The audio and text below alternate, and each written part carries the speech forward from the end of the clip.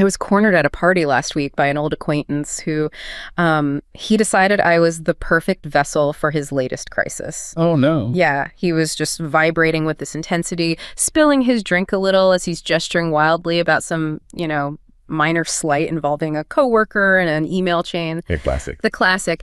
And he was looking at me with these wide, expectant eyes, just waiting for me to gasp, to, validate his rage, to join him in the trenches of this completely trivial war. Right. And usually this is where I would perform. I'd nod, I'd furrow my brow, offer the standard therapeutic scripts. For years, I acted like an emotional pack mule for situations exactly like this, just terrified that dropping the load would make me a bad person. But right then, something strange happened.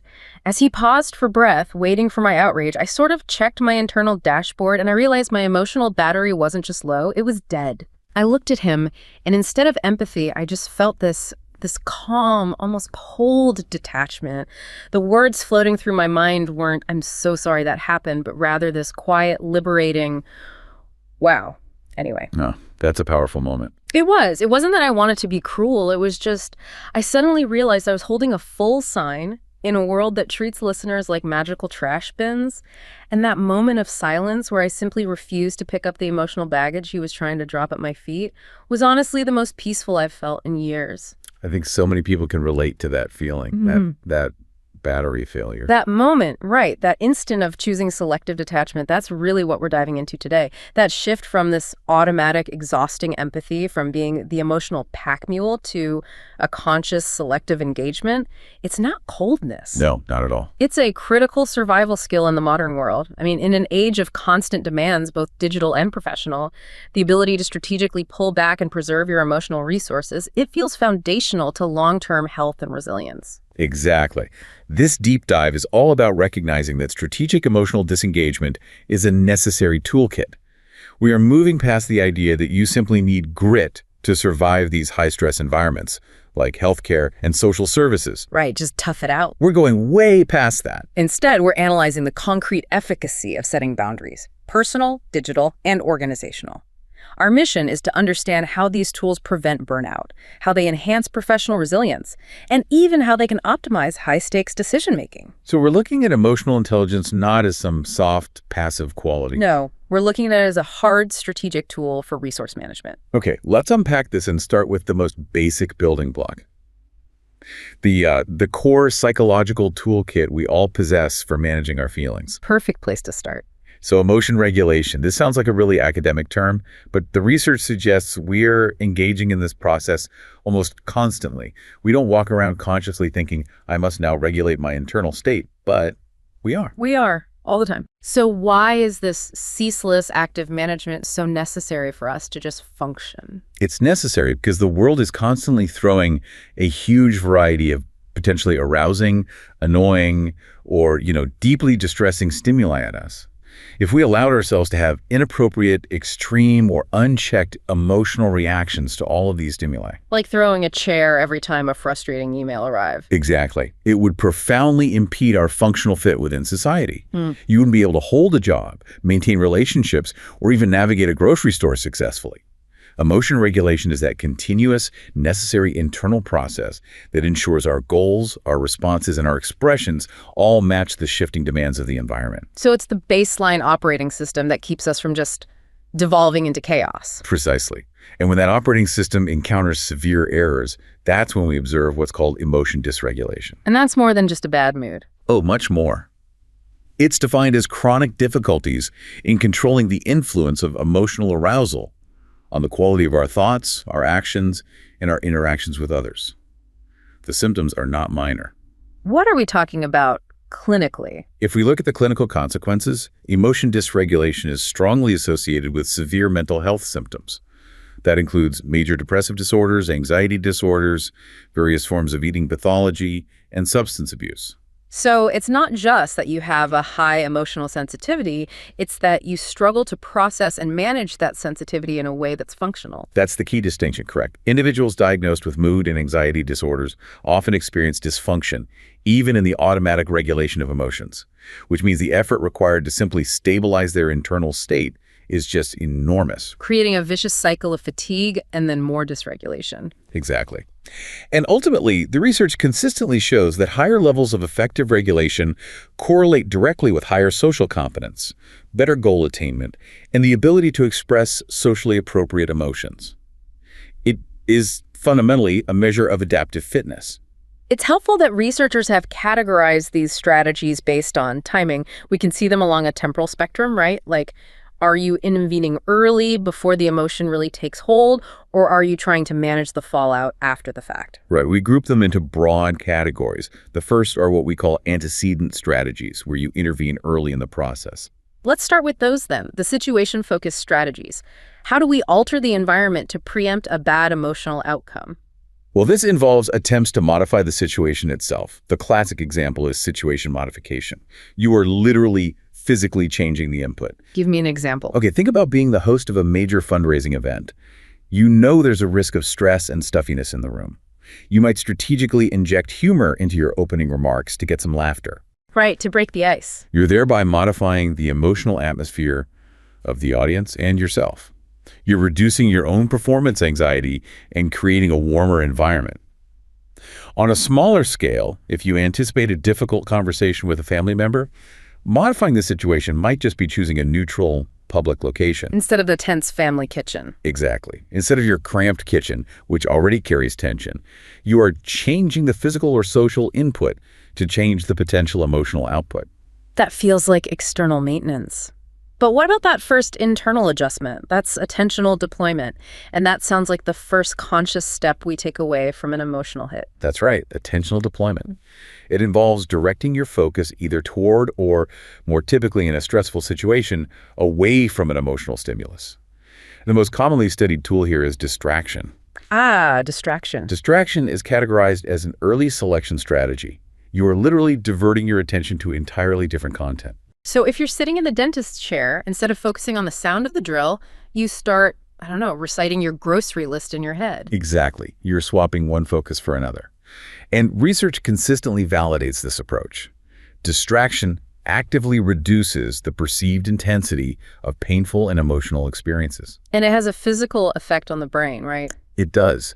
Crucially, studies using fMRI show that distraction decreases neural activation in the amygdala, the brain's central hub for processing emotions, particularly fear and threat, which is very effective at alleviating acute distress. And there's a key insight here about when people choose to use this tool. It's not for everything. No, it isn't. People show a strong relative preference for distraction when facing stimuli of high negative emotional intensity. If something is overwhelmingly negative, shocking, or painful, the brain recognizes that it's just too hard to process or reappraise meaningfully in the moment. So it's easier to just not look. It's easier and more resource efficient to use that early selection strategy, diverting attention immediately to filter the input out. That really clarifies the anecdote I opened with. If I had been faced with true grief or crisis at that party, distraction or maybe deep engagement might have been appropriate. But because it was this low-stakes triviality, my mechanism shifted. Let's talk about that deeper, more complex shift. Cognitive change. Right. So cognitive change is about altering your appraisal of the situation to fundamentally change its emotional meaning. The gold standard technique here is reappraisal. And this is a late selection strategy. It is. It's a late selection strategy. Yeah. You don't ignore the event, you process it, but you actively change the interpretation, thereby altering the resulting emotional impact. So if distraction is looking away from the problem, reappraisal is looking at the problem and consciously redefining it. That's a very good analogy. And reappraisal encompasses several powerful sub-strategies that you might use, depending on the context. For instance, positive reappraisal. That means deliberately focusing on a silver lining or a constructive aspect of an otherwise painful or negative stimulus. Like getting a rejection letter, but immediately focusing on the extra time you now have for your next better project. Precisely. Then there's decentering, which is sometimes called focusing on the bigger picture.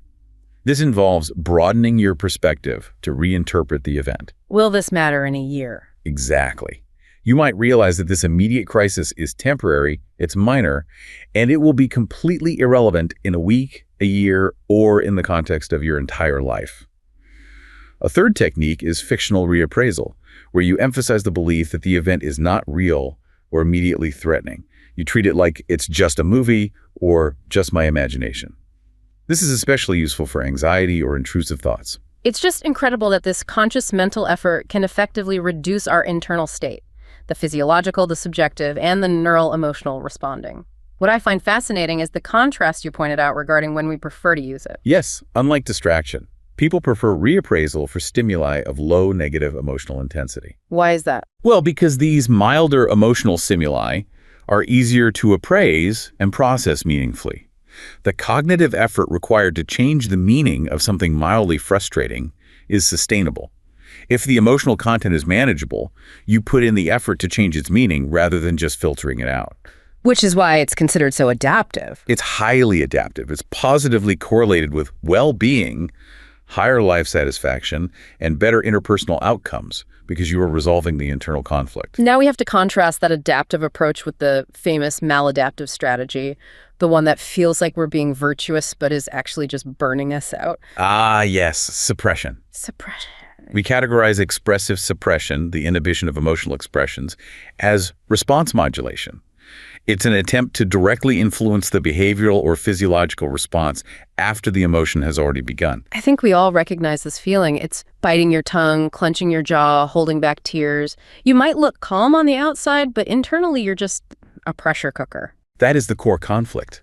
While it effectively reduces visible facial expressivity, you stop yourself from frowning, the research findings are really mixed on whether it truly downregulates negative emotion internally. It doesn't really get rid of the feeling. In fact, many studies show an increase in physiological arousal, like a raised heart rate. And that is why suppression is generally considered maladaptive. Why is it so destructive in the long run? What's the real cost? Two reasons really stand out. First, it's positively correlated with a wide range of psychological disorders and worse interpersonal outcomes because your perceived emotional state doesn't match your actual internal state. It creates emotional dissonance. Right.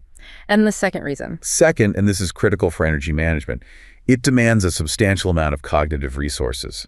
You are spending finite brain power actively holding the emotion down, which makes you less present, less available for complex thought, and less able to solve problems. So if you're constantly suppressing, you're fundamentally depleting the very reserves you need for just daily function. You're burning fuel just to stand still. That distinction reappraisal conserves energy. Suppression burns it. That is the tactical roadmap for resilience. But before we apply this map to the modern world, how do we learn these sophisticated strategies in the first place? I mean, we're not born with them. No, we're not. The development of emotion regulation is fascinating because it starts entirely extrinsically. Think about a toddler. They get a painful vaccination shot. They're crying. Their caregiver doesn't tell them to reappraise the situation. Of course not. The caregiver distracts them, maybe by giving them a toy or helping them understand a frightening event by breaking it down. The caregiver is the external regulator. So we download the basic regulatory software from our parents and our environment. In essence, yes. The major shift happens during childhood, specifically around ages 6 to 10, when children start to learn what we call display rules. Ah, the smile when you get a gift you hate rule. That's the one.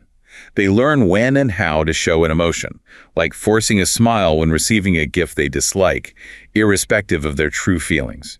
This phase also sees a natural trend toward using more cognitive regulation strategies, the reappraisal type skills, gradually replacing simpler distraction or avoidance tactics. And then adolescence hits. And by adolescence, this capacity increases significantly in complexity. At this stage, emotional regulation decision-making is heavily influenced by anticipated interpersonal outcomes. Teenagers might decide to display more intense emotion if they expect a sympathetic response from peers, for example. The social context becomes the dominant factor dictating emotional displays. That developmental context helps explain why regulating our emotions feels like such high-stakes adult business. We're trying to apply these sophisticated, learned rules in high-pressure situations, whether that's a professional crisis or navigating a complex social network. Which leads us directly to the next battlefield. This brings us to the next critical environment for emotional regulation, the digital world. The vast majority of us live in these social network sites, or SNSs, where the design is supposed to facilitate connection, but the reality is often, well, dissatisfaction, stress, and information overload. Why is the digital environment such a paradox? It's what's called the SNS paradox. We're sharing information online at an all-time high, Yet users frequently express intense dissatisfaction and high levels of stress. Social media platforms are fundamentally social environments, but the user is constantly struggling against the interface design. To what end? To achieve their desired levels of social interaction and privacy control. They're trying to regulate their emotional boundaries, but the boundary tools provided by the platforms are often insufficient or clunky. This struggle inevitably leads to stress and forces users to develop their own coping mechanisms outside the explicit features provided. So if the platform doesn't give me a sophisticated way to manage different audience expectations, say separating my boss from my friends, I have to invent a workaround, and that workaround is costly. Exactly. And we've identified and categorized a wide range of these coping mechanisms. Many of them draw direct parallels to traditional coping theories regarding managing social crowding and isolation from the physical world. So there are patterns here. Oh, yes. We can detail the 7 primary coping behaviors users employ to mitigate this digital distress. Okay, let's start with the most basic form of strategic disengagement. Yeah. Just controlling who gets in the door. That is filtering. This involves the reduction of inputs, often used when regulating relationship context boundaries. A very common example is creating 2 separate SNS profiles to segregate personal life from professional interactions. Like the Finsta. The Finsta, exactly. One carefully curated for colleagues and one for close friends. Another filtering example is relying heavily on minor social cues, like whether you have mutual friends, when deciding to accept a connection request, rather than just clicking yes on everyone. It sounds like a strategic necessity, but also a lot of effort to maintain 2 separate identities. It is. And the research points out that filtering is effective, but it needs to be implemented from the very beginning. Once your network grows large, say over 1,000 friends, it becomes almost impossible to separate or filter that network effectively later on without a massive upheaval. You have to establish those clear, restrictive rules early. And if filtering fails, the inputs just rush in and we resort to tuning things out. That's the next mechanism, right? Ignoring. Ignoring is what we call an inward-facing curatorial mechanism. When people are overwhelmed by more information than they can possibly process, that state of information overload or social crowding, they strategically disregard low-priority inputs. Just scrolling past. Right, giving attention only to directly meaningful interactions. This is most strongly associated with managing the news feed, where participants describe skimming or ignoring content they characterize as annoying, too much information, or just irrelevant noise. The sheer volume forces you to ignore.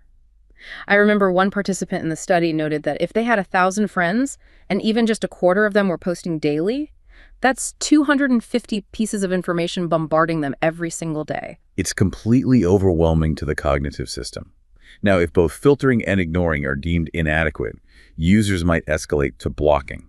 Which seems straightforward. There's a block button. Right, but interestingly, while a block feature is built into most SNS interfaces, users often rarely take advantage of it formally. Why not? Perhaps due to the social repercussions of someone realizing they've been blocked. So instead, they devise informal coping mechanisms to block unwanted interactions. A simple, effective example is just using a pseudonym instead of their real name, making them difficult to find and interact with in the first place. That's a perfect example of the design gap users bypassing the provided tool for a self-created, less traceable solution. Okay, moving on to the internal mechanisms. What about self-limitation? That is withdrawal. Withdrawal is self-limiting behavior to avoid harm. It's characterized by allocating less time to the platform or just a general unwillingness to help others. This manifests primarily through 2 behaviors: self-censorship and retreat. Self-censorship seems huge. Nearly all participants reported censoring what they shared due to this profound fear of future harm, like a potential employer viewing old posts or causing future relational conflicts. The implicit heuristic becomes only share what is appropriate for everyone, including your most critical audience members, to see. That sounds like a massive psychological cost. You're constantly running an internal compliance check, which must lead to a profound reduction in presenting your authentic self. Absolutely. And this fear leads to what we call the accentuation of the positive. Users suppress negative feelings and only share positive or humorous content. They often subtly frown upon others who use the platform as a diary for negative emotions. Creating this artificial environment of relentless, curated happiness. Precisely. And the most extreme form of withdrawal is retreat, which is just deleting the entire account. One participant articulated this sense of relief quite vividly. She said, "Delete is fabulous. I can delete you or delete myself, and all my issues go away." Wow, so those are the defensive and self-limiting strategies. But what happens when users go on the offensive? That's aggression. This is an outward-facing territorial measure, an offensive move to hurt or retaliate against others. In physical spaces, aggression might stem from frustration due to social crowding.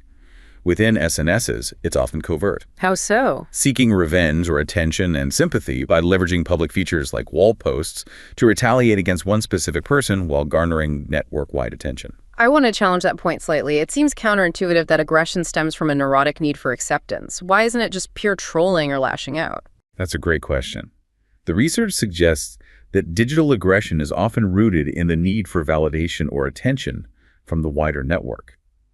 The aggression isn't just aimed at the target, it's a public performance designed to solicit sympathy or affirmation from peers. So it's not about resolving the conflict. It becomes less about genuine conflict resolution and more about leveraging the platform's public nature to satisfy an internal neurotic need for acceptance or approval, which is why it often spirals. It's a performative act of suffering or righteousness. That changed the dynamic significantly. Okay, now let's look at the strategies that involve sacrificing personal needs. That is compliance.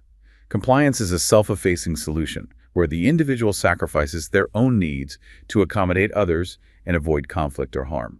This happens when an individual experiences repeated failures to achieve a balance between their achieved and their desired privacy levels. And this spills over into the real world. It does. Compliance can result in changing offline behavior, for instance, avoiding crazy drinking sessions because of the inevitable online sharing that might ensue, or reluctantly accepting almost all friend requests despite wishing for a smaller, curated network.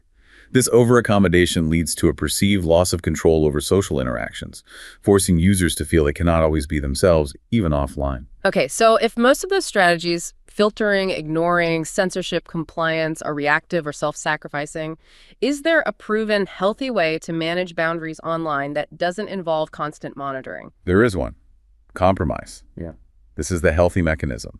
It involves communicating and coordinating boundaries. It's the interpersonal process of negotiating, agreeing, disagreeing, and reaching mutual decisions about shared content or interactions. You mentioned that this almost always happens external to the SNS environment. But if the platform gives us tools like private messaging, why do we need to resort to texting or phone calls or meeting in person? Isn't that just adding another layer of friction? That's the core finding about the design gap. While the platforms provide basic communication tools, they fundamentally lack built-in capabilities to facilitate the negotiation and coordination of boundaries, especially around co-owned information, like photo tagging or relational disputes. So the tools aren't built for nuance. Exactly. Users need the richer context and immediacy of private channels, texting, phone calls, face-to-face talks to handle emotionally charged conflict and define social contracts. The SNS interface itself is optimized for sharing, not for friction reduction or conflict resolution.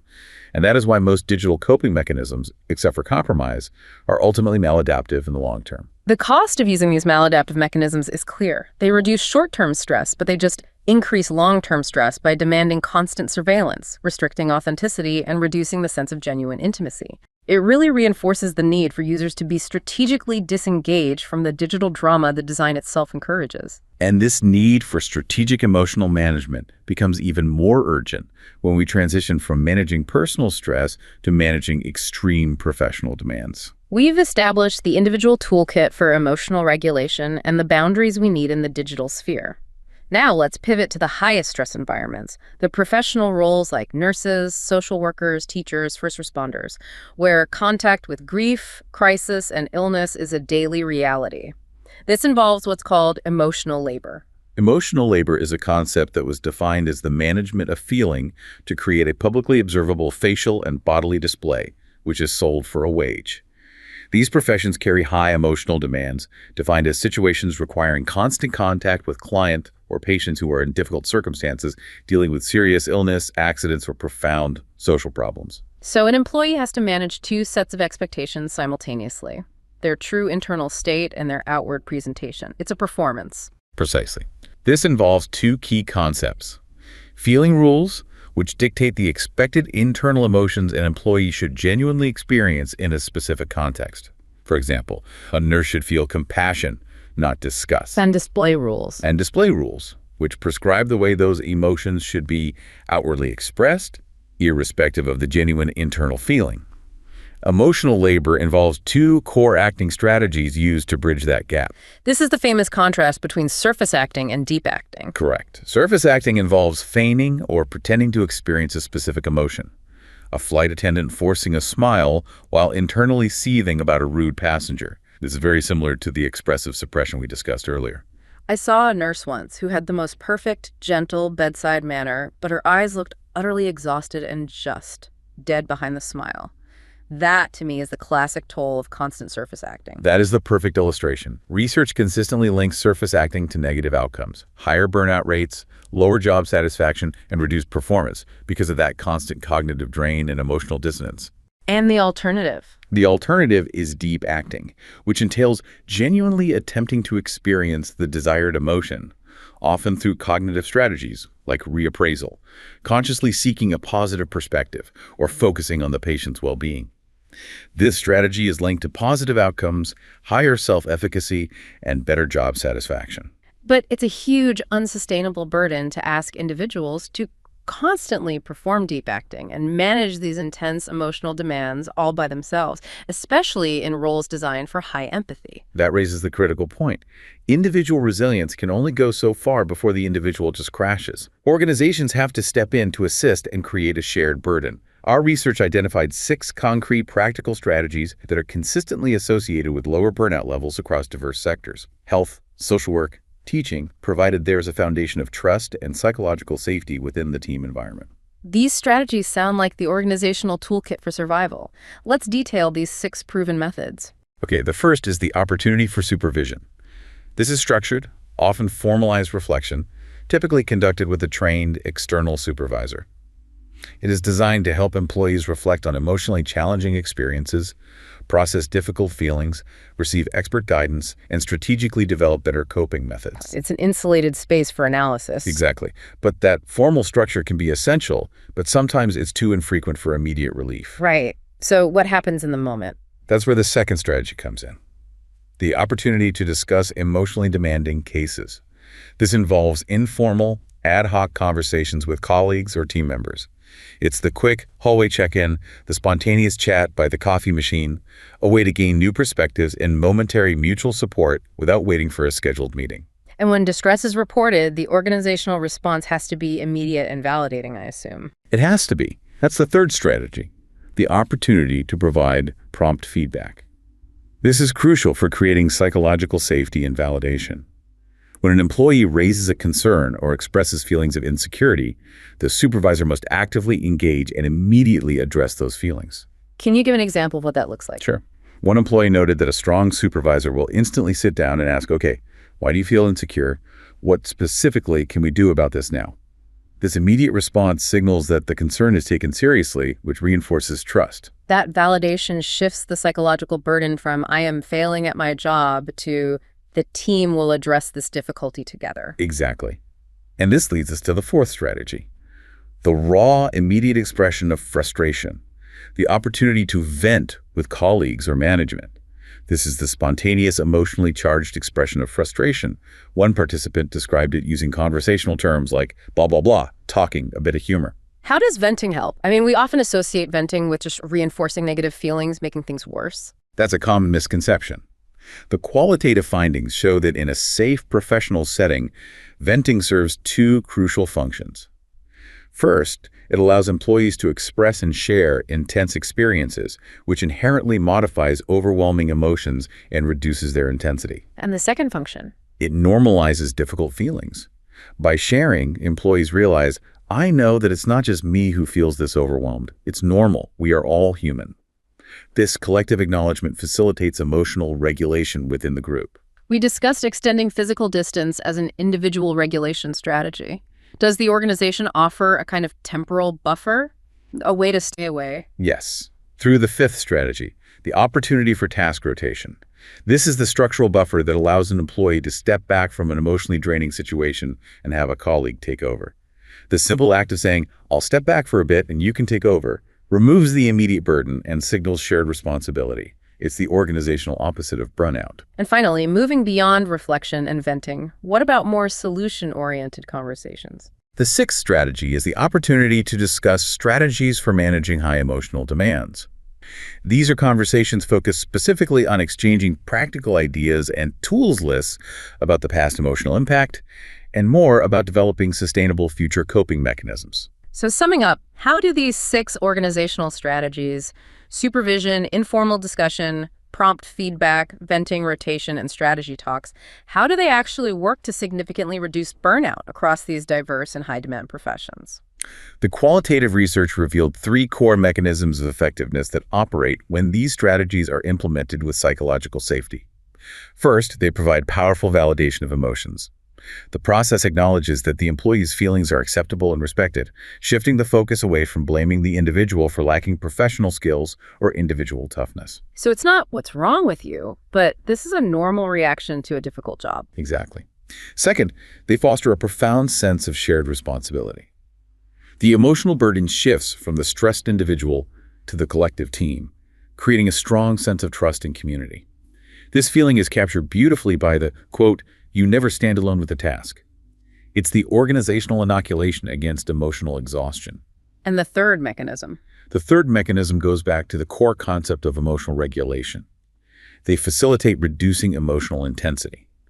Verbalizing intense emotions, whether through structured supervision, informal feedback, or venting, provide clarity and understanding about what one is feeling and why.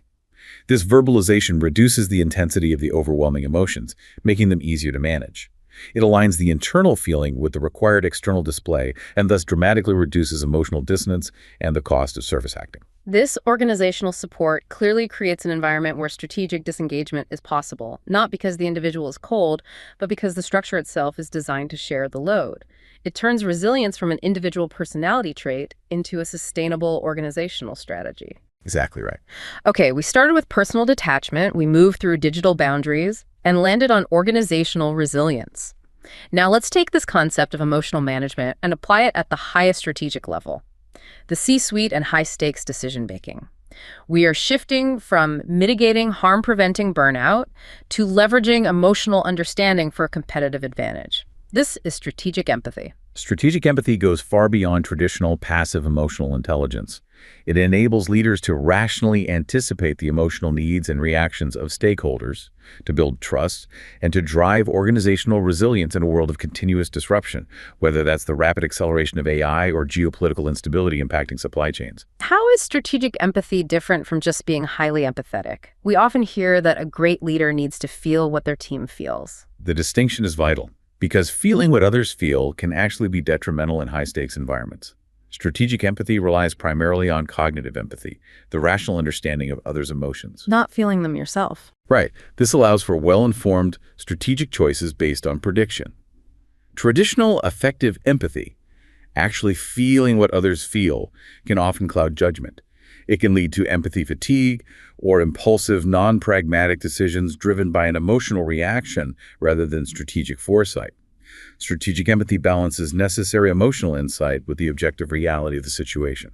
This sounds like a way to strengthen strategic planning by incorporating the emotional trajectory of decisions, all while protecting the leader from the immense emotional drain of the role. Absolutely. We can analyze this through the lens of ability emotional intelligence, or EI, which is measured using objective performance-based tests like the MSCEI, rather than subjective self-report questionnaires. And ability EI assesses 4 core domains. Yes. Perceiving, facilitating, understanding, and managing emotions. Let's focus on the relationship between those measured emotional skills and what's called effective decision-making, meaning choices aimed at maximizing outcomes in emotionally charged high-stakes situations. What is truly revolutionary in this research is the unique role played by the understanding emotions domain. This domain measures a leader's conceptual knowledge of emotional blends and transitions, knowing how one emotion evolves into another, and what the likely consequences are of a particular emotional state.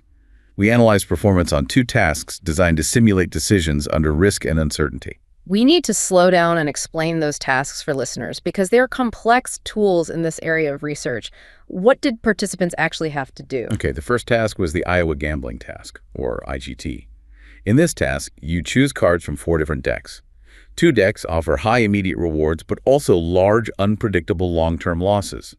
These are the disadvantageous decks. The risky ones. Very risky.